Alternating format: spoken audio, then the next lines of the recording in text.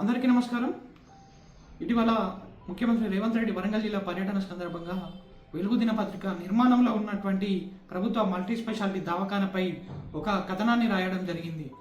12 ఫ్లోర్ల hospital master ప్లాన్లో మార్పులనే శీర్షికన రాసిన ఈ కథనంలో వెలుగు దినపత్రిక మరి నిజ నిజాలు తెలుసుకోకుండానే 2 తప్పులని రాసిందని మేము భావిస్తా ఉన్నాం. ఒకటేమో ఆ హాస్పిటల్ వాస్తవ నిర్మాణం ఇప్పటికీ 24 అంతస్తులు పూర్తయినప్పటికీ ఈ దినపత్రిక 18 ఫ్లోర్లే పూర్తయినట్టు రాసుకొచ్చింది. అట్లాగే ఆ హాస్పిటల్ అంచనా వ్యయం మరి 1116 కోట్లు అయినప్పటికీ ఈ దినపత్రిక మరి ఎలాంటి ఆధారాలు లేకుండానే, ఎలాంటి జీవో కాపీలు ఇందులో వేయకుండానే 3779 కోట్లుగా చూపెట్టింది.